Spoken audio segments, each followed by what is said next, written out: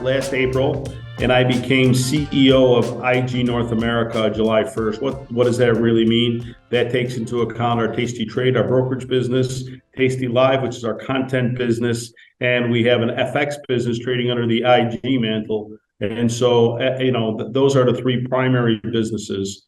We own some smaller ones also that are owned by IG North America. When Tom and Scott and I were all at ThinkorSwim got sold to TD Ameritrade. Tom and Scott left. I stayed there. As you know, I've had the opportunity to talk to you so many times over the years.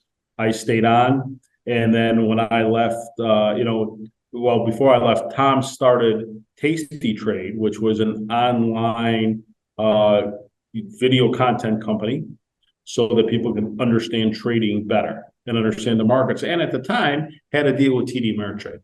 Over time, Tom realized that in order to really monetize the business, had to have his own brokerage firm associated with it. Kept the tastytrade moniker for the content company. They started a brokerage firm. Scott Sheridan came back, started the brokerage side of the business, which became Tastyworks. One of the things that I always struggled with is why wouldn't you have the brokerage firm named tastytrade, since that's really what you do is trade at the brokerage firm. And so we had a lot of discussions about it. And so we came to the conclusion that we would call our content firm tastylive, because we are doing 10 hours of live programming there every single day, as well as other written content, et cetera. And then our brokerage firm would become tastytrade. Tastyworks, which was the brokerage firm, is a name we still own, but we won't be, using, at least in the near term, anymore. So tastytrade is officially our brokerage firm as of today. And tastylive, as I said, is our content firm. So there was also a lot of confusion over what was what. And we hope that this helps people understand the branding a little bit better and how it matches up to what we're actually doing. Tom and Tony Batista, and I know you know Tony also, host a show 3 hours every morning, 7 a.m. till 10 a.m. Central. So from before the market opening through the market open to, again, help people understand what's going to go on that day, help them understand the first hour and a half of trading, what to think about, how to look for trades that may set up.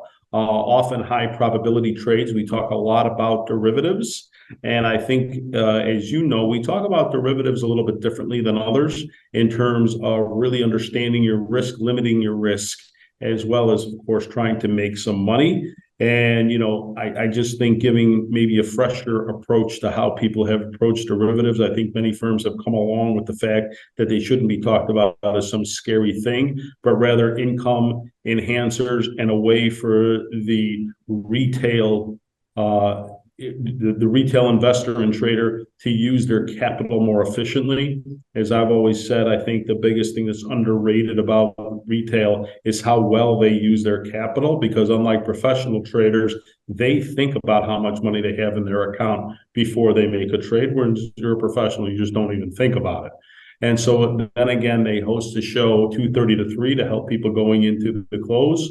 We have Liz and Jenny, two ladies who are absolute, just great to work with, former floor traders also, have a little different spin perhaps on how to think about the markets also. We have some great young people throughout the day, like Anton. We have Jamal Chandler, who you may know used to be at SIBO. Jamal has just great take on things. We've just hired a couple of new people, Ilya and Chris, and they talk a lot about the FX world. They talk about how to think about interest rates. And we have Frankie Caberna, who's another guy who has a little bit more global view also in terms of looking at the world. So I think that one of the things that we've done well is mix, and then we have Nikki and Mike in the middle of the day, two young guys with a little different perspective, in their 20s, a little bit different way to think about, hey, perhaps your account's a little bit more limited. And most people in their 20s have a little bit different needs and a little bit different way of looking at the world than you do when you're in your 50s. And so I think that what we've done well is mix male, female, younger, older floor traders, people who, learned the business or learned options on their own a little bit more, and really presented a lot of different viewpoints for our viewers to come in and look at things. Obviously, we distribute on YouTube also a little bit more of the shorts, if you will, cut up some of the best of and put some things on there. Basically, you can do it through our platform. You can go on the web. You can go on your phone. Wherever you're at, we want to be able to give you the content that you need in order to understand the markets better and to make better risk and trading decisions.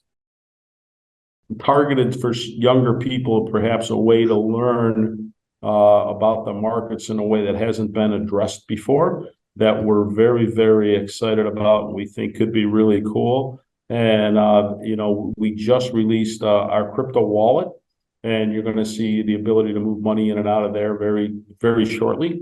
We had a nice size waiting list for our crypto wallet. We released it on the first day, and we're still getting those people onboarded. So that's coming along really, really well. We're really excited about all we can do in the crypto space. Also, we actually see a great opportunity with some of the unfortunate things that have happened to people there to go to names, technology, and people you trust and have done this for a long time. And so, we don't want to release anything that we don't think is worthy of people's trust, obviously, because we've been, releasing trading platforms, as you know, John, since 2000. And so we continue to do so. And again, the opportunity in crypto is just absolutely amazing. So you'll continue to see a lot of developments from us on that front also.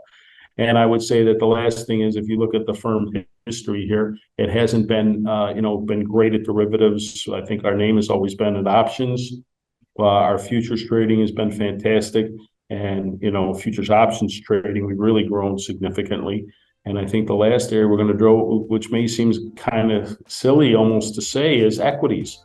I don't think people have ever looked at us as an equity trading firm or an equity firm at all. We've added a lot of things to our platform to help those who are equity traders to feel like they have all the support they're going to need here.